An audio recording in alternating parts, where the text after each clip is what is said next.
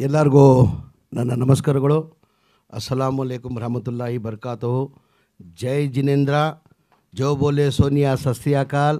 Buddhist Swamiji ಬೇಟೆವೆ ಎಲ್ಲ ವೇದಿಕೆ ಮೇಲೆ ಆಸೀನಿರುವ ನಮ್ಮ ಕ್ರಿಶ್ಚಿಯನ್ ಸಮಾಜ ಗುರುಗಳಾದಂಥ ಪೀಟರ್ ಮಚಾಡೋ ಸಾಹೇಬ್ರೆ, ಇನ್ನೊಬ್ಬರು ನಮ್ಮ ಬುದ್ಧಿಸ್ಟ್ ಸಮಾಜ ಸ್ವಾಮೀಜಿಗಳೇ, ನಮ್ಮ ಜೈನ್ ಸಮಾಜ ಸ್ವಾಮೀಜಿಗಳೇ, ನನ್ನ ಆತ್ಮೀಯರು ರಾಜ್ಯಸಭಾ ಸದಸ್ಯರಾದಂಥ ಲೆಹರ್ ಸಿಂಗ್ ಅವರೇ, ನಮ್ಮ ಪಕ್ಷದ ಮುಖಂಡರು CM ಪೊಲಿಟಿಕಲ್ ಸೆಕ್ರೆಟರಿ ಆದಂಥ ನನ್ನ ಆತ್ಮೀಯ ಆದಂಥ ನಮ್ಮ ಮುಖಂಡರು ಆದಂಥ ನಸೀರ್ ಅಹಮದ್ ಸಾಹೇಬ್ರೆ, ನಮ್ಮ ಗುರುಗಳು ಆದಂಥ ಝೈನುಲ್ಲಾ ಬಿನ್ ಅವರೇ, ನಮ್ಮ ಸರ್ದಾರ್ಜಿ ಗುರುಗಳು, ವೇದಿಕೆ ಮೇಲೆ ಆಸೀನಿರುವ ಎಲ್ಲ ಮುಖಂಡರೇ, ಇಲ್ಲಿದ್ದಂಥ ಎಲ್ಲ ಆತ್ಮೀಯರೇ, ಇವತ್ತು ಭಾಳ ಸಂತೋಷ ಖುಷಿಯನ್ನು ತಂದಿದೆ.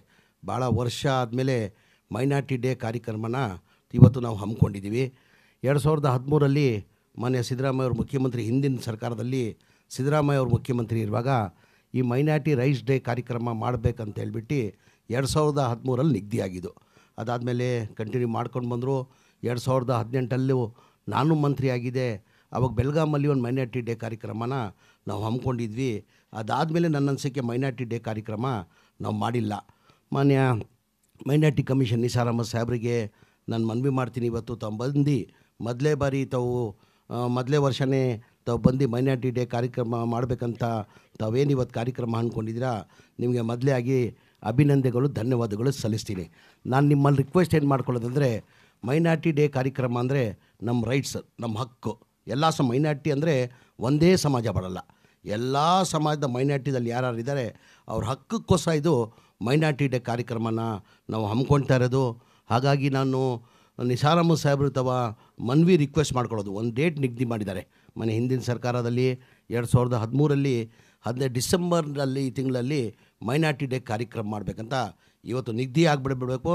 ಡಿಸೆಂಬರ್ ತಿಂಗಳಲ್ಲಿ ಪ್ರತಿ ವರ್ಷ ಮಿಸ್ ಆದೆ ನಾವು ಮೈನಾರಿಟಿ ಡೇನ ಕಾರ್ಯಕ್ರಮ ನಾವು ಹಮ್ಮಿಕೊಳ್ಬೇಕಂತ ನಿಮ್ಮಲ್ಲಿ ಮನವಿ ಮಾಡ್ಕೊಳ್ಕೊತೀನಿ. ತಮಗೆಲ್ಲ ಗೊತ್ತೇ ಇದ್ದಂಗೆ ಮೈನಾರಿಟಿ ಅಂದರೆ ಎಲ್ಲ ಅಲ್ಪಸಂಖ್ಯಾತರು ಮಾತ್ರ ಅಲ್ಲ, ಕ್ರಿಶ್ಚಿಯನ್ ಬರ್ತಾರೆ, ಬುದ್ಧಿಸ್ಟ್ ಬರ್ತಾರೆ, ಜೈನ್ಸ್ ಬರ್ತಾರೆ, ಸಿಖ್ ಬರ್ತಾರೆ. ಎಲ್ಲರಿಗೂ ಸಮಾನ ಹಕ್ಕು ಸಿಗಬೇಕಂತ ಇದು ಮೈನಾರಿಟಿ ಡೇ ಕಾರ್ಯಕ್ರಮನ ನಾವು ಹಮ್ಮಿಕೊಂಡಿರೋದು.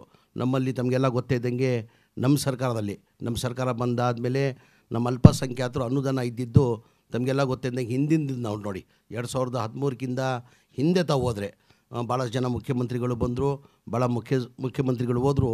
ಯಾರನ್ನ ಅಲ್ಪಸಂಖ್ಯಾತರಿಗೆ ನಮ್ಮ ಬಜೆಟಲ್ಲಿ 160 ಕೋಟಿನೇ ಅನುದಾನ ಪ್ರತಿ ವರ್ಷ ಕೊಡ್ತಾಯಿದ್ದಿದ್ದು. ಅದು ಇತಿಹಾಸ ತೆಗೀರಿತಾವೆ, 50-60 ವರ್ಷ ಇತಿಹಾಸ ತೆಗೀರಿ. ಯಾರನ್ನ ಮುಖ್ಯಮಂತ್ರಿ ಬರಲಿ 100 ಕೋಟಿಯಿಂದ 150 ಕೋಟಿ ಆಯಿತು, 150ರಿಂದ 200 ಆಯಿತು, 200ರಿಂದ 250 ಆಯಿತು, 250ರಿಂದ 300 ಕೋಟಿ ಮಾಡಿದ್ರು, 300ರಿಂದ 400 ಕೋಟಿ ಮಾಡಿದ್ರು. 450 ಕೋಟಿ ಮೇಲೆ ಯಾರೂ ಮಾಡಿಲ್ಲ. ಮಾನ್ಯ ಮುಖ್ಯಮಂತ್ರಿಗಳು ಸಿದ್ದರಾಮಯ್ಯ ಅವರು ಮೊದಲೇ ಬಾರಿ ಮುಖ್ಯಮಂತ್ರಿಯಾಗಿ 2013ರಿಂದ ಹಿಡ್ಕೊಂಡು 2018ವರೆಗೂ ಏನು ನಮ್ಮ 450 ಕೋಟಿ ಮೈನಾರಿಟಿ ಅನುದಾನ ಇತ್ತು, ಅದಕ್ಕೆ 2 ಪಟ್ಟು ಮಾಡಿದ್ರೂ 850 ಕೋಟಿ ಆಗೋದು, 800 ಕೋಟಿ ಆಗೋದು. ಡಬಲ್ ಮಾಡಿದ್ರೂ 3ನೇ ಪಟ್ಟು ಮಾಡಿದ್ರೂ 1200 ಕೋಟಿ ಆಗೋದು. ಮನೆ ಸಿದ್ದರಾಮಯ್ಯ ಅವರು ಮೈನಾರಿಟಿ ಬಗ್ಗೆ ಕಾಳಜಿ ಇಟ್ಕೊಂಡು 3200 ಕೋಟಿಯನ್ನು ಮಾಡಿದ್ರು. ತಮಗೆಲ್ಲ ಗೊತ್ತಿರೋದೇ ವಿಚಾರ. 3200 ಕೋಟಿ ಮಾಡಿದ್ರು ಸಿದ್ದರಾಮಯ್ಯ ಅವರು. ಅದಾದಮೇಲೆ ಸಮ್ಮಿಶ್ರ ಸರ್ಕಾರ ಬಂತು. ಸಮ್ಮಿಶ್ರ ಸರ್ಕಾರ ಬಂದಾದಮೇಲೆ ಕುಮಾರಸ್ವಾಮಿ ಅವರು ಮುಖ್ಯಮಂತ್ರಿ ಆದರು. ಹೆಚ್ಚು ಮಾಡೋದು ಬಿಟ್ಟು ಕುಮಾರಸ್ವಾಮಿ ಅವರು 3200 ಕೋಟಿದು. ಆವಾಗ ನಾನು ಮಂತ್ರಿ ಆಗಿದ್ದೆ, ಸಮ್ಮಿಶ್ರ ಸರ್ಕಾರ ಇತ್ತು, ಆವಾಗ ನಾನು ಮಂತ್ರಿ ಆಗಿದ್ದೆ. ನಮ್ಗೆ ಗೊತ್ತಾಯಿತು ಮನೆ ಕುಮಾರಸ್ವಾಮಿ ಅವರು ಅಲ್ಪಸಂಖ್ಯಾತರು ಮೈನಾರಿಟಿ ಅನುದಾನನ ಕಡಿಮೆ ಮಾಡ್ತಾಯಿದ್ದಾರಂತ. ಆಮೇಲೆ ನನ್ನೆಲ್ಲ ಮುಖಂಡರುಗಳಿಗೆ ಮಾತಾಡಿ ನಾವೆಲ್ಲ ಮುಖಂಡರುಗಳು ಹೋಗಿ ಮನೆ ಮುಖ್ಯಮಂತ್ರಿ ಕೇಳ್ಕೊಂಡ್ವಿ, ಸರ್ ಭಾಳ ಕಷ್ಟದಿಂದ ನಮಗೆ 3200 ಕೋಟಿ ಮನೆ ಸಿದ್ದರಾಮಯ್ಯ ಅವ್ರು ಕೊಟ್ಟಿರೋದು, ದಯಮಾಡಿ ತಾವು ಹೆಚ್ಚು ಮಾಡೋದು ಬೇಡ, ನಮಗೇನು ಅನುದಾನ ಇದೆ ಅಷ್ಟೇ ಅನುದಾನ ಕೊಡಿ ಅಂತ ನಾವೆಲ್ಲ ಹೋಗಿ ಕೇಳ್ಕೊಂಡ್ವಿ. ಇಲ್ಲ ನಾನು ಬಜೆಟಲ್ಲಿ ಕಡಿಮೆ ಮಾಡಲ್ಲ ಅಂತ ಹೇಳ್ಬಿಟ್ಟು ಬಜೆಟ್ ಪ್ರೆಸೆಂಟ್ ಮಾಡುವಾಗ ಅನುದಾನನ ಕಡಿಮೆ ಮಾಡಿ 1800 ಕೋಟಿಗೆ ತೊಗೊಂಬಂದು ಇಟ್ಟಿದ್ರು. ಅಂದರೆ 1350 ಕೋಟಿ ಕಡಿಮೆ ಮಾಡಿದ್ರು. ಅದಾದಮೇಲೆ ತಮಗೆಲ್ಲ ಗೊತ್ತೇ ಇದ್ದಂಗೆ BJP ಸರ್ಕಾರ ಬಂತು. 4 ವರ್ಷ BJP ಸರ್ಕಾರ. ಲೆಹರ್ ಸಿಂಗ್ ಸಾಹೇಬರು ಮಾತಾಡಿದ್ರು, ನಾನು ಭಾಳ ಹತ್ರದಲ್ಲಿ ಲೆಹರ್ ಸಿಂಗ್ ಸಾಹೇಬ್ರಿಗೆ ನೋಡಿದ್ದೀನಿ. ಸೆಕ್ಯುಲರ್ ಅಂದರೆ right person in wrong party, ಅಷ್ಟು ಸೆಕ್ಯುಲರಿಸಮ್ ಲೆಹರ್ ಸಿಂಗ್ ಸಾಹೇಬ್ರಿಗೆ ನಾನು ಭಾಳ ಹತ್ರದಲ್ಲಿ ನೋಡಿದ್ದೀನಿ. ಲೆಹರ್ ಸಿಂಗ್ ಸಾಹೇಬ್ರಿಗೆ ಅವ್ರ ಧ್ವನಿ ಎತ್ತಬೇಕಾಗಿತ್ತು. ಏನಕ್ಕೆ ಧ್ವನಿ ಎತ್ತಿಲ್ಲ ಅಂದರೆ ಅವ್ರು ಧ್ವನಿ ಎತ್ತಕ್ಕೆ ಯಾರಿಗೂ ಕೊಡಲ್ಲ, ಅವ್ರಿಗೆ ಗೊತ್ತಿದೆ. ನಾನು ಹೇಳೋದೇ ಬೇಕಾಗಿಲ್ಲ. ಲೆಹರ್ ಸಿಂಗ್ ಸಾಹೇಬ್ರಿಗೆ ಏನು ಮಾಡಿದ್ರೂ ಧ್ವನಿ ಎತ್ತಕ್ಕೆ ಕೊಡಲ್ಲ. 1800 ಕೋಟಿ ಇದ್ದಿದ್ದು 4 ವರ್ಷ ಬಿ ಜೆ ಡಿಯಲ್ಲಿ 850 ಕೋಟಿಗೆ ತಂದಿಟ್ರು. ನಮ್ಮೆಲ್ಲ ಸ್ಕಾಲರ್ಶಿಪ್ಗಳು ತೆಗ್ದಾಕ್ಬಿಟ್ರು. ಆರ್ಚ್ ಬಿಷಪ್ ಸಾಹೇಬ್ರೆ ಎಲ್ಲ ಸ್ಕಾಲರ್ಶಿಪ್ಗಳು ತೆಗ್ದಾಕ್ಬಿಟ್ರು, ಎಲ್ಲ ತೆಗ್ದಾಕ್ಬಿಟ್ರು. 850 ಕೋಟಿ ಎಲ್ಲ ಸಮಾನತನೇ ಇರಬೇಕು. ಸಬ್ಕಾ ಸಾಥ್ ಸಬ್ಕಾ ವಿಕಾಸ್ ಅಂದರೆ ಏನು? ಸಬ್ಕಾ ಸಾಥ್ ಸಬ್ಕಾ ವಿಕಾಸ್ ಅಂದರೆ ಎಲ್ಲ ಸಮಾಜಕ್ಕೆ ಬರೀ ಬಾಯಿಂದ ಹೇಳ್ಬಾರ್ದು, ನಿಮ್ಮಂಗೆ ಮನಸ್ಸಿರಬೇಕು ಎಲ್ಲರಿಗೂ. ಸೆಕ್ಯುಲರಿಸಮ್ ಬೈ ಹಾರ್ಟ್ ನೀವೇನು ಕೆಲಸ ಮಾಡ್ತೀರಾ ಆ ಬೈ ಹಾರ್ಟಿಂದ ಬರಬೇಕು, ಹೃದಯದಿಂದ ಬರಬೇಕು. ಈಗ ನಾನು ಸುಮ್ಮನೆ ಜೋ ಬೋಲೆ ಸಸ್ಯಕಾಲ್ ಜೈ ಜಿನೇಂದ್ರ ಇಲ್ಲಿಂದ ಇಲ್ಲ, ನಾನು ಇಲ್ಲಿಂದ ಹೇಳೋದು. ನಾನು ಬೈ ಹಾರ್ಟಲ್ಲಿಂದ ಹೇಳ್ಬೇಕು, ನಾವು ಬೈ ಹಾರ್ಟಿಂದ ಹೇಳ್ಬೇಕಾಗಿರೋದು. ಹಾಗಾಗಿ 850 ಕೋಟಿ ತಂದಿಟ್ರು. ಅದ್ರ ಜೊತೆಯಲ್ಲಿ ನಮ್ಮ ನೋವು ತಂದಿದ್ದಿದೆ ಯಾಕಂದರೆ ನಮ್ಮ ಪ್ರಧಾನಮಂತ್ರಿ ಬಗ್ಗೆ ನಮ್ಗೆ ಭಾಳ ಹೆಮ್ಮೆ ಇತ್ತು. ಏನಕ್ಕಂದರೆ 2014 ಅವ್ರು ಪ್ರಧಾನಮಂತ್ರಿ ಆಗುವಾಗ ಇಡೀ ದೇಶದಲ್ಲಿ ಜನ ಏನು ತೀರ್ಮಾನ ಮಾಡಿದ್ರು, ಇಲ್ಲಪ್ಪ ಇವ್ರು ಭಾಳ ಕಷ್ಟದಿಂದ ಬಂದಿರೋದು, ಬಡತನ ಇವ್ರಿಗೆ ಗೊತ್ತಿದೆ, ರೈಲ್ವೆ ಸ್ಟೇಷನಲ್ಲಿ ಟೀ ಮಾಡೋರು, ಇವ್ರು ಪ್ರಧಾನಮಂತ್ರಿ ಆದರೆ ದೇಶಕ್ಕೆ ಒಳ್ಳೇದಾಗ್ತದೆ ಅಂತೇಳ್ಬಿಟ್ಟು ಭಾಳಷ್ಟು ಕಡೆ ಏನು ಮಾಡಿದ್ರು, ತೀರ್ಮಾನ ಮಾಡಿ 2014 ಪ್ರಧಾನಮಂತ್ರಿ ನರೇಂದ್ರ ಮೋದಿ ಅವರಾದರು.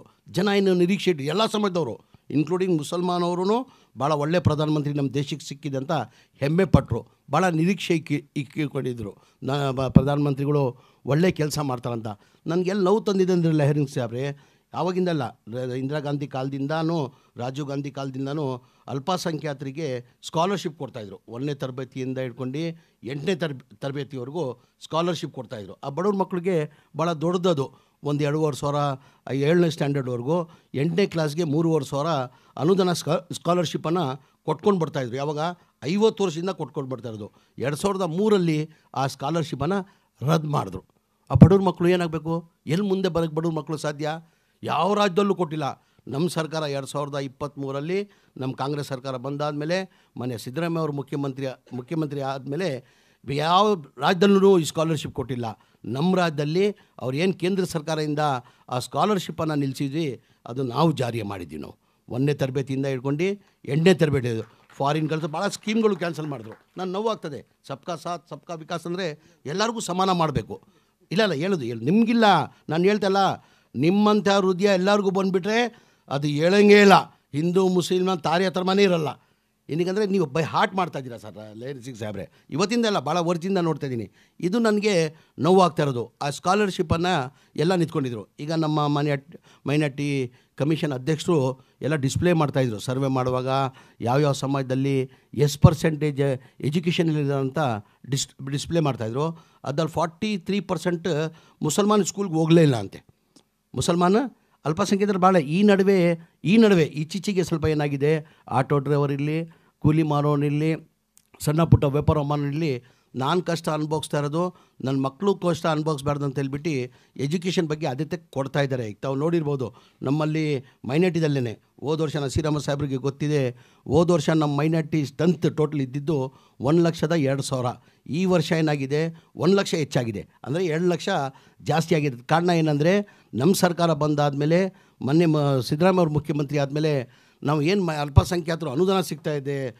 ಆರ್ಚ್ ಬಿಷಪ್ ಅವರೇ, ನಾವೆಲ್ಲ ಇದಕ್ಕೇ ಎಜುಕೇಷನ್ಗೋಸ್ಕರ ನಾವು ಖರ್ಚು ಮಾಡಿದೆ. 1900 ಹೋದ ವರ್ಷ ನಮಗೇನು ಅನುದಾನ ಇತ್ತು 3,200 ಕೋಟಿದಲ್ಲಿ 1,900 ಕೋಟಿ ಬಡೇ ನಾವು ಇದಕ್ಕಂತ ಎಜುಕೇಷನ್ಗಂತ ಇಟ್ಟಿದ್ದೀವಿ. ಎಜುಕೇಷನ್ ಕೊಡಬೇಕು. ಎಜುಕೇಷನ್ ಇಲ್ಲಾಂದರೆ ಏನೂ ಮಾಡೋಕ್ಕೆ ಸಾಧ್ಯ ಆಗಲ್ಲ ಅಂತ ತಮಗೆಲ್ಲ ಗೊತ್ತೇ ಇದ್ದಂಗೆ, ಹಿಂದಿನ ಸಿದ್ದರಾಮಯ್ಯ ಸರ್ಕಾರದಲ್ಲಿ ಸಿದ್ದರಾಮಯ್ಯ ಅವರು ಮುಖ್ಯಮಂತ್ರಿ ಇರುವಾಗ ಮೊರಾರ್ಜಿ ದೇಸಾಯಿ ರೆಸಿಡೆನ್ಸ್ ಸ್ಕೂಲ್ ಅಂತ ಆ ಟೈಮಲ್ಲಿ ಸ್ಯಾಂಕ್ಷನ್ ಮಾಡಿದರು. 50 ಸ್ಯಾಂಕ್ಷನ್ ಮಾಡಿದರು. ಯಾವಾಗ 2013 ಹಿಡ್ಕೊಂಡು 2018ವರೆಗೂ 50 ಮೊರಾರ್ಜಿ ದೇಸಾಯಿ ರೆಸಿಡೆನ್ಸ್ ಸ್ಕೂಲನ್ನು ಮಾಡಿದರು. ಅದಾದಮೇಲೆ ಸಮ್ಮಿಶ್ರ ಸರ್ಕಾರ ಬಂತು, BJP ಸರ್ಕಾರ ಬಂತು, ಒಂದೂ ಕೊಟ್ಟಿಲ್ಲ. ತಿರ್ಗಾ ನಮ್ಮ ಸರ್ಕಾರ ಬಂದಾದಮೇಲೆ ಸಿದ್ದರಾಮಯ್ಯ ಮೊದಲೇ ಬಜೆಟ್ ಕೊಟ್ಟರು. ಹಾಫ್ ಬಜೆಟಲ್ಲಿ 10 ಮೊರಾರ್ಜಿ ದೇಸಾಯಿ ರೆಸಿಡೆನ್ಸ್ ಸ್ಕೂಲ್ ಕೊಟ್ಟರು. ಮೊನ್ನೆ ಬಜೆಟಲ್ಲಿ ತಿರ್ಗಾ 50 ಮೊರಾರ್ಜಿ ದೇಸಾಯಿ ರೆಸಿಡೆನ್ಸ್ ಸ್ಕೂಲ್, ಮೌಲಾನಾ ಅಬ್ದುಲ್ ಕಲಾಂ ಆಜಾದ್ 100 ಸ್ಕೂಲನ್ನು ಕೊಟ್ಟರು. 100 ಸ್ಕೂಲನ್ನು ಸಿದ್ದರಾಮಯ್ಯವ್ರು ಕೊಟ್ಟರು.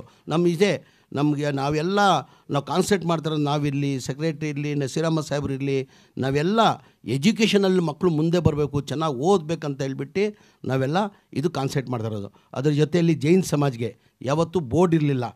ಫಾದರ್ ಆರ್ಚ್ ಬಿಷಪ್ ಅವರು ಇಲ್ಲೇ ಕೂತಿದ್ದಾರೆ. ಏನಕ್ಕಂದರೆ ಅವ್ರಿಗೂ ಒಂದು ಸಮಾನ ಹಕ್ಕು ಸಿಗಬೇಕಂತ ಹೇಳ್ಬಿಟ್ಟು ನಾವೇನು ಮಾಡಿದ್ವಿ, ಮನೆ ಸಿದ್ದರಾಮಯ್ಯ ಅವರು ಓದ್ ಬಜೆಟಲ್ಲಿ ನಿಗದಿ ಮಾಡಿ ಒಂದು ಮೈನಾರಿಟಿ ಕಾರ್ಪೊರೇಷನ್ ಅವ್ರದ್ದೇ ಸಪ್ರೇಟ್ ಒಂದು ಬೋರ್ಡ್ ಆಗಬೇಕಂತ ಹೇಳ್ಬಿಟ್ಟು 200 ಕೋಟಿಯನ್ನು ಅನುದಾನವನ್ನು ಕೊಟ್ಟಿದ್ರಿ. ಈಗ ತಾವು ಹೆಸರು ಕೊಟ್ಟಿದ್ದೀರಾ, ಚೇರ್ಮನ್ ವೈಸ್ ಚೇರ್ಮನ್ ಮಾಡೋಕ್ಕೆ ತಾವು ಹೆಸರು ಕೊಟ್ಟಿದ್ದೀರಾ. ಈ ವರ್ಷವೂ ನಾವು ಮನೆ ಮುಖ್ಯಮಂತ್ರಿಗೆ ಹೋದ ವರ್ಷ ತಾವು ಕ್ರಿಶ್ಚಿಯನ್ ಬೋರ್ಡ್ ಮಾಡಿಬಿಟ್ಟು 200 ಕೋಟಿ ಕೊಟ್ಟಿದ್ರಿ. ಈ ಬಾರಿ ಕನಿಷ್ಠ 500 ಕೋಟಿ ಕೊಡಬೇಕಂತ ನಾವು ಬೇಡಿಕೆಯನ್ನು ಮನೆ ಮುಖ್ಯಮಂತ್ರಿಗೆ ನಾವು ಇಟ್ಟಿದ್ದೀವಿ. ಅದೇ ಥರ ನಮ್ಮ ಬುದ್ಧಿ ಸ್ವಾಮೀಜಿಗಳು ಕೇಳಿ ಇಲ್ಲೇ ಇದ್ದಾರೆ ಮುಂದೆ, ಅವ್ರಿಗೆ ನಾನೇ ಫೋನ್ ಮಾಡಿಬಿಟ್ಟು ಕರೆಸ್ಬಿಟ್ಟು ನಾನೇ ಹೋಗಿದ್ದೆ. ನಮ್ಮ ಇವರು ಇದ್ದಾನೆ, ಕ್ಯಾ ನಾಮ್ ತೆರಾ, ಜ್ಯೋತಿ ಸಾಬ್ ಹಮಾರ, ಜ್ಯೋತಿ ಸಾಬ್ ಕೆ ಪಾಸ್ ನಮ್ಮ ಬುದ್ಧಿ ಸಮಾಜದ್ದು ನಮ್ಮ ಚಾಮರಾಜನಗರ ಮೈಸೂರು ಡಿಸ್ಟಿಕಲ್ಲಿ ದೊಡ್ಡದಾಗಿ ಅವ್ರದ್ದು ಇದಿದೆ, ಇನ್ಸ್ಟಿಟ್ಯೂಟ್ ಇದೆ. ಅಲ್ಲೆಲ್ಲ ನಾನೇ ಹೋಗ್ಬಿಟ್ಟು ಅವ್ರು ಏನೇನು ಬೇಕು ಅದೆಲ್ಲ ಅನುದಾನ ಕೊಟ್ಟಿದ್ದೀನಿ. ಸ್ವಾಮೀಜಿಗೂ ಹೇಳಿದ್ದೀನಿ, ತಾವು ದಯಮಾಡಿ ಆವಾಗ ಬರಬೇಕು. ಏನಕ್ಕೆ ಮೈನಾರಿಟಿ ಅಂದ ತಕ್ಷಣ ಒಂದೇ ಇಲ್ಲ, ಹಿಂದೂ, ಮುಸಲ್ಮಾನ್, ಸಿಖ್, ಇಸಾಯಿ ಎಲ್ಲ ಸೇರಿ, ಪಾರ್ಸಿ ಡಾಕ್ಟ್ರು ಭಾಳ ಚೆನ್ನಾಗಿ ಮಾತಾಡಿದ್ರು. ಎಲ್ಲನ ಒಗ್ಗಟ್ಟಾಗಿ ಒಂದು ಸ್ವಾಮೀಜಿ ಭಾಳ ಚೆನ್ನಾಗಿ ಮಾತಾಡಿದ್ರು. ನಮ್ಮ ಯೂನಿಟಿ ನಾವು ತೋರಿಸ್ಬೇಕು. ಒಂದು ಬೆಳ್ಳು ಏನಾದ್ರು ಮಾಡಿ, ಒಂದು ಬೆಳ್ಳಿಂದ ಏನು ಮಾಡೋಕ್ಕಾಗಲ್ಲ. ಈ 5 ಬೆಳ್ಳು ಇಟ್ಕೊಂಡ್ರೆ ಏನು ಮಾಡಿದ್ರೆ ಏನು ಬೇಕಾದ್ ಮಾಡೋಕ್ಕೆ ಸಾಧ್ಯ. ಒಂದು ಬೆಳ್ಳಲ್ಲಿ ಏನು ಮಾಡೋಕ್ಕೆ ಸಾಧ್ಯನಾ? ಒಂದು ಬೆಳ್ಳಲ್ಲಿ ಮನುಷ್ಯ ಏನಾರು ಮಾಡೋಕ್ಕೆ ಸಾಧ್ಯನಾ? ಏನೂ ಅಲ್ಲಾಡ್ಸೋಕ್ಕಾಗಲ್ಲ. ಇದು 5 ಒಂದಾದರೆ ಏನು ಬೇಕಾದ್ ನಾವು ಮಾಡ್ಬೋದು. ಅಂದರೆ ನಾವು ಯೂನಿಟಿಯಾಗಿ ಇರ್ಬೋದು. ಹಾಗಾಗಿ ನಾವೆಲ್ಲ ಸಮಾಜಕ್ಕೆ ನಾವೆಲ್ಲ ಸಮಾನ, ಅವ್ರಿಗೆ ಹಕ್ಕು ಸಿಗಬೇಕಂತ ಹೇಳ್ಬಿಟ್ಟು ನಾವೆಲ್ಲ ಜೊತೆಲಿ ಹೋಗ್ತಾಯಿದ್ದೀನಿ. ಮೊನ್ನೆ ನಮ್ಮ ಸಿಖ್ ಸಮಾಜದವರು ಭಾಳ ವರ್ಷದಿಂದ ಅವ್ರಿಗೆ ಯಾವುದೂ ರಾಜಕೀಯದಲ್ಲಿ ಅವ್ರಿಗೆ ಆದಿತ್ಯ ಕೊಡ್ತಾ ಇರಲಿಲ್ಲ ಅಂತೆ ಸರ್. ಮತ್ತು ಸಿಖ್ ಸಮಾಜದವರೆಲ್ಲ ಬಂದು ಕೇಳ್ಕೊಂಡಿದ್ದಕ್ಕೆ ಕಾರಣಕ್ಕೆ ನಮ್ಮ ಕ್ಯಾ ನಾಮ್ ತುಮಾರ ರಗದೀಪ್ ಸಿಂಗ್ ಅಂತ ಸರ್, ಅವ್ರಿಗೆ ಮೈನಾರಿಟಿ ಸೆಕ್ರೆಟ್ರಿ ಇಮಿಡಿಯೇಟ್ ಘೋಷಣೆ ಮಾಡಿ ಅವನು ಆ್ಯಕ್ಟಿವ್ ಆಗಿ ಕೆಲಸ ಮಾಡ್ತಾಯಿದ್ದಾನೆ. ಈಗ ನಮ್ಮ ಬೀದರ್ ಬಂಟಿ ಅಂತ ಇದ್ದಾರೆ, ಬಂಟಿ ಅವ್ರಿಗೆ ಮೈನಾರಿಟಿ ಕಮಿಷನರು, ಮೈನಾರಿಟಿ ಕಮಿಷನ್ ಅವರು ಬಂಟಿ ಅವರಿಗೆ ನಾವು ಮಾಡಬೇಕಂತ ನಾವು ತೀರ್ಮಾನ ಮಾಡ್ತೀವಿ. ನಾವಿಷ್ಟೇ ಹೇಳೋದು, ನಾವು ಎಲ್ಲ ಒಟ್ಟಾಗಿ ಒಂದಾಗಿ ನಾವು ಕೆಲಸ ಮಾಡಬೇಕು. ಈ ಸಮಯದಲ್ಲಿ ನಾವು ಬಾಬಾ ಸಾಹೇಬ್ ಅಂಬೇಡ್ಕರ್ನ ನೆನೆಸ್ಕೊಳ್ಳೇಬೇಕಾಗ್ತದೆ. ಇವತ್ತು ಎಲ್ಲೋ ಒಂದು ಕಡೆ ಈಚೀಚೆಗೆ ವಾತಾವರಣ ನಾನು ನೋಡಿದ್ರೆ, ಈಗ ಲಹರಿ ಸಿಂಗ್ ಸಾಹೇಬ್ರು ಇದ್ದಾರೆ ಮುಂದೆ, ಅವ್ರ ಮುಂದೆ ಹೆಚ್ಚಾಗಿ ನಾನು ಮಾತಾಡೋಕ್ಕೆ ಹೋಗಲ್ಲ. ತಾವೆಲ್ಲ ಭಾಳ ಬುದ್ಧಿವಂತರಿದ್ದೀರಾ, ನಾನು ಹೇಳೋದು ತಾವು ಅರ್ಥ ಮಾಡ್ಕೊತೀರ ಅನಿಸ್ತೀನಿ. ನಾನು ಈಚೀಚೆಗೆ ತಾವು ನೋಡಿರ್ಬೋದು, ಈ ವಾತಾವರಣ ಎಲ್ಲ ನೋಡಿ ನಮಗೆಲ್ಲೋ ಒಂದು ಕಡೆ ಮನಸ್ಸಿಗೆ ಇವತ್ತು ನಮ್ಮೆಲ್ಲ ಒಬ್ಬರು ಎಲ್ಲರೂ ನಾನು ಮುಸ್ಲಿಂ ಧರ್ಮ ಇದ್ದೀನಿ, ನಾನು ಅಲ್ಲನ್ನು ನಂಬ್ತೀನಿ, ಕ್ರಿಶ್ಚಿಯನ್ ಧರ್ಮ ಇದ್ದಾರೆ, ಅವರು ಯೇಸು ಬಾಬನ ನಂಬ್ತಾರೆ, ಜೈನ್ ಸಮಾಜದವರು ಒಂದು ಇದನ್ನು ನಂಬ್ತಾರೆ, ಬುದ್ಧಿ ಸಮಾಜದವರು ಒಂದು ಇದಕ್ಕೆ ನಂಬ್ತಾರೆ. ಅಂದರೆ ನಾವೆಲ್ಲ ಎಲ್ಲೋ ಒಂದು ಕಡೆ ನಮ್ಮೆಲ್ಲ ಅವ್ರು ಇದಾದಮೇಲೆ ಎಲ್ಲೋ ಒಂದು ಕಡೆ ಬಾಬಾ ಸಾಹೇಬ್ ಅಂಬೇಡ್ಕರ್ ಸಂವಿಧಾನ ಕೊಟ್ಟಿಲ್ಲ, ನಮ್ಮ ಗತಿ ಏನಂತ ನಮ್ಗೆ ಇವತ್ತು ಈಚೀಚೆಗೆ ಅನಿಸ್ತಾ ಇದೆ. ನಮಗೆ ಬಾಬಾ ಸಾಹೇಬ್ ಅಂಬೇಡ್ಕರ್ ಸಂವಿಧಾನ ಕೊಟ್ಟಿದ್ದಕ್ಕೆ ಕಾರಣಕ್ಕೆ ನಮಗೆಲ್ಲ ಸಮಾನ ನಮ್ಗೆ ಹಕ್ಕು ಸಿಗ್ತಾ ಇರೋದು. ನಾವು ಬಾಬಾ ಸಾಹೇಬ್ ಅಂಬೇಡ್ಕರ್ನ ನೆನೆಸ್ಕೊಳ್ಳೇಬೇಕು. ಎಲ್ಲೋದ್ರೂ ನಾನು ಭಾಷಣ ಮಾಡುವಾಗ ಇವತ್ತು ಮರೆತುಬಿಟ್ಟೆ. ನಾನು ಯಾವಾಗಲೂ ಲಹರಿ ಸಿಂಗ್ ಸಾಹೇಬ್ರೆ, ನಾನು ಭಾಷಣ ಮಾಡುವಾಗ ನಾನು ಜೈ ಭೀಮ್ ಅಂತ ಹೇಳಿ ನನ್ನ ಭಾಷಣ ಶುರು ಮಾಡೋದು. ಇವತ್ತು ಯಾವುದಲ್ಲೂ ನಾನು ಏನಕ್ಕೆ ಸ್ವಾಮೀಜಿಗೆಲ್ಲ ರಿಕ್ವೆಸ್ಟ್ ಮಾಡಿಕೊಂಡ್ರು, ಸ್ವಲ್ಪ ಆದಷ್ಟು ಬೇಗ ನಿನ್ನ ಭಾಷಣನ ಕ್ಲೋಸ್ ಮಾಡು, ಭಾಳ ಹೊತ್ತಾಯಿತು ನಾವು ಹೋಗ್ಬೇಕಂತ ಹೇಳ್ಬಿಟ್ಟು ಕಾರಣಕ್ಕೆ ನಾನು ಬಾಬಾ ಏನಕ್ಕಂದರೆ ಸರ್ ಬೇಜಾರು ಮಾಡ್ಕೊಳ್ಬಾರ್ದು. 2014 ತಮ್ಮ BJP ಸರ್ಕಾರ ಬಂದಾದಮೇಲೆ ನಮ್ಮವರೇ ನಮ್ಗೆ ನೋವಾಯಿತು. ಎಲ್ಲೋ ನಮ್ಮ ರಾಜ್ಯದವರೇ ಕೇಂದ್ರದವರು ಒಬ್ಬರು ಮಂತ್ರಿ ಆಗಿದ್ದರು, ಅನಂತ್ ಕುಮಾರ್ ಹೆಗಡೆ ಅವರು ಕೇಂದ್ರದಲ್ಲಿ ಮಂತ್ರಿ ಆಗಿದ್ದರು. ಅವನು ಒಂದು ಮಾತನ್ನು ಹೇಳಿದ್ರು, ತಮಗೆಲ್ಲ ಲಹರಿ ಸಿಂಗ್ ಸಾಹೇಬ್ಗೂ ಗೊತ್ತಾಗಿದೆ. ನಾವು BJP ಸರ್ಕಾರ ಬಂದಿರೋದೇ ಸಂವಿಧಾನ ತೆಗಿಯೋಕ್ಕಂತ ಹೇಳಿದ್ರೆ ತಮಗೆಲ್ಲ ಗೊತ್ತಿರೋದೇ ವಿಚಾರ. ಅದಕ್ಕೆ ಅವ್ರಿಗೆ ತೆಗ್ಬಿಟ್ರಿ ನೀವು. ಅದು ಮಾಡಿ ಸರ್, ನಿಮ್ಮಂಥವ್ರು ಇರ್ಬೇಕು ಸರ್, ಹೇಳ್ತಾ ಇದ್ದಿಲ್ಲ. ನಿಮ್ಮಂಥವ್ರು ಇದ್ದರೆ ದೇವರನ್ನೇ ಯಾವತ್ತೂ ಜಾತಿ ಭೇದ ಬರಲ್ಲ. ನಾನು ಭಾಳಷ್ಟು ಕಂಟ್ರಿಗಳು ಹೋಗಿದ್ದೀನಿ ಸರ್, ಬೇರೆ ಕಂಟ್ರಿಗೆ ಹೋಗಿದ್ದೀನಿ. ನನ್ನ ಅನಿಸಿಕೆ ಸ್ಪೆಷಲಿ ಕರ್ನಾಟಕದಲ್ಲಿ ಲಹರಿ ಸಾಹೇಬ್ರೆ, ಹಿಂದೂ, ಮುಸಲ್ಮಾನ್, ಸಿಖ್, ಇಸಾಯಿ ಅಣ್ಣ ತಮ್ಮದಿರಂಗೆಲ್ಲ ನಾವು ಬಾಡ್ತಾರಂದರೆ ಅದು ನಮ್ಮ ಕರ್ನಾಟಕ ರಾಜ್ಯ. ನಾವು ರಾಜಕೀಯ ಮಾಡಬೇಕು, ಮಾಡಿ ನಿಮ್ಮ ಕೆಲಸನ ಮಾಡಿ ನಾವು ರಾಜಕೀಯ ಮಾಡುವ. ಅಂದರೆ ಜಾತಿ ಭೇದ ಮಾಡಿ ನಾವು ಯಾವ ಕಾರಣಕ್ಕೂ ನಾವು ಮಾಡಬಾರ್ದು ರಾಜಕೀಯ ದೇವ್ರು ಮೆಚ್ಚಲ್ಲ, ಅದಕ್ಕೆ ದೇವರು ಯಾವ ಕಾರಣಕ್ಕೆ ಮೆಚ್ಚಲ್ಲ. ಹಾಗಾಗಿ ನಾವಿವತ್ತು ಬಾಬಾ ಸಾಹೇಬ್ ಅಂಬೇಡ್ಕರ್ನ ನಾನು ನೆನೆಸ್ಕೊಳ್ಳೇಬೇಕಾಗ್ತದೆ. ಅವ್ರು ಸಂವಿಧಾನ ಕೊಟ್ಟಿದ್ದ ಕಾರಣಕ್ಕೆ ನಾವೆಷ್ಟೆಲ್ಲ ನಮಗೆ ಸಮಾನ, ನಮ್ಗೆ ಹಕ್ಕು ಸಿಗ್ತಾ ಇರೋದಂತ ಹೇಳಿ ನಮ್ಮೆಲ್ಲ, ನಾನು ಹೆಚ್ಚಾಗಿ ಮಾತಾಡೋಕೆ ಹೋಗಲ್ಲ. ಏನಿಗೆ ಸ್ವಾಮೀಜಿಗಳು ಭಾಳ ಹೊತ್ತಿಂದ ತಾವೆಲ್ಲ ಕೂತಿದ್ದೀರ, ನಾವೆಲ್ಲ ಒಟ್ಟಾಗಿ ಒಂದಾಗಿ ನಮ್ಮ ದೇಶಕ್ಕೋಸ್ಕರ ನಾವೆಲ್ಲ ಕೆಲಸ ಮಾಡಬೇಕಂತ ಕೇಳ್ಕೊಂಡು ಇನ್ನೊಂದು ಬಾರಿ ನಾನು ಹೃದಯದಿಂದ ನಮ್ಮ ಮೈನಾರಿಟಿ ಕಮಿಷನ್ ಚೇರ್ಮನ್ ನಿಸಾರ್ ಸಾಹೇಬರು ತಮಗೆಲ್ಲ ಗೊತ್ತೇ ಇರ್ಬೋದು, ಈ 1 ವರ್ಷದಿಂದ ಏನು ಆ್ಯಕ್ಟಿವ್ ಆಗಿ ಕೆಲಸ ಮಾಡ್ತಾಯಿದ್ದಾರೆ. ನನ್ನ ಅನಿಸಿಕೆ ಹಿಂದೆ ಯಾರು ಚೇರ್ಮನ್ ನಸೀರ್ ಅಹಮದ್ ಸಾಹೇಬರು ಮಾಡಿದರು. ನಸೀರ್ ಅಹಮದ್ ಸಾಹೇಬರು ಚೇರ್ಮನ್ ಆಗಿ ಆವಾಗ ಕೇಳಿದೆ, ಮೈನಾರಿಟಿ ಕಮಿಷನ್ ಏನಂತ ತೋರಿಸಿದೆ ನಮ್ಮ ಸಾಹೇಬರು ಅಂತ ಗೊತ್ತಿತ್ತು. ಅದಾದಮೇಲೆ ಯಾರನ್ನ ಕೆಲಸ ಮಾಡ್ತಾರಂದರೆ ಅದು ನಿಸಾರ್ ನನಗೆ ಗೊತ್ತಿದ್ದಂಗೆ ಮಾಡಿರ್ಬೋದು, ಒಳ್ಳೆ ಕೆಲಸ ನನಗೆ ಗೊತ್ತಿದ್ದಂಗೆ ನಾನು ಹೇಳ್ತಾ ಇರೋದು. ದಯಮಾಡಿ ಯಾರು ತಪ್ಪಾಗಿ ಭಾವಿಸ್ಬಾರ್ದು. ಮೈನಾರಿಟಿ ಕಮಿಷನ್ ಇದೆ ಅಂತ ತೋರಿಸಿದ್ದು ಯಾರು? ನಮ್ಮ ಬಾಸ್ ನಸೀರ್ ಅಹಮದ್ ಸಾಹೇಬರು. ಅದಾದಮೇಲೆ ಈಗ ಆ್ಯಕ್ಟಿವ್ ಆಗಿ ಕೆಲಸ ಮಾಡ್ತಾರದು ಯಾರು? IPS ನಿಸಾರ್ ಅಹಮದ್ ಸಾಹೇಬರು. ಅವ್ರ ಅವಧಿಯಲ್ಲಿ ನಾನು ಚಿಕ್ಕ ವಯಸ್ಸಲ್ಲಿ ನಮ್ಮ ಟ್ರಾನ್ಸ್ಪೋರ್ಟ್ ಬಿಸ್ನೆಸ್ ಸಾಹೇಬ್ರೆ, ನಾನು ಬಿಸ್ನೆಸ್ ಮಾಡುವಾಗ ಅವ್ರು ನಮ್ಮ DCP ಆಗಿದ್ದರು. ನಮ್ಮ ಮೆಜೆಸ್ಟಿಕಲ್ಲಿ ಕಲಾಸ್ಪಳ್ಯದಲ್ಲಿ ವಾಲಿಭಾಷಾ ಅವರು ಇಲ್ಲೇ ಕೂತಿದ್ದಾರೆ. ಆವತ್ತಿಂದನೂ ಅವ್ರ ಹೆಸರು ಕೆಲಸ ಮಾಡೋದಲ್ಲಿ ಮಾಹಿರ್ ಅವರು, ಯಾರು ನಮ್ಮ ನಿಸಾರ್ ಅಹಮದ್ ಸಾಹೇಬ್ರಿ ಸ್ವಾಮೀಜಿ, ಒಳ್ಳೆ ಕೆಲಸಗಾರರು. ಆವತ್ತಿಂದನೂ ಒಳ್ಳೆ ಕೆಲಸ ಮಾಡಿದ್ರೆ ಇವತ್ತು ಮೈನಾರಿಟಿ ಕಮಿಷನ್ ಆಗಿ ಒಳ್ಳೆ ಕೆಲಸ ಮಾಡ್ತಾಯಿದ್ರೆ ಅವರಿಗೆ ಮಂತ್ರಿಯಾಗಿ ನಾನು ಸರ್ಕಾರ ವತಿಯಿಂದ ಅವರಿಗೆ ಹೃದಯದಿಂದ ಅಭಿನಂದನೆಗಳು ಸಲ್ಲಿಸ್ತೀನಿ. ಇಂಥ ಒಳ್ಳೆ ಕೆಲಸ ಮಾಡಿ ನಾವೆಲ್ಲ ನಿಮ್ಮ ಜೊತೆ ಇದ್ದೀವಿ, ನಾವೆಲ್ಲ ಒಟ್ಟಾಗಿ ಕೆಲಸ ಮಾಡುವಂತ ಹೇಳಿ ಇವತ್ತು ಮೈನಾರಿಟಿ ಡೇ ಕಾರ್ಯಕ್ರಮನ ಶುಭಾಶಯನ ಕೋರಿ ನಾನು ಯಾರು ಮಾತಾಡೋಕ್ಕೆ ಅವಕಾಶ ಕೊಟ್ಟಿದ್ದು ನಾನು ಮಾತು ಮುಗಿಸ್ತೀನಿ. ಜೈ ಹಿಂದ್, ಜೈ ಕರ್ನಾಟಕ.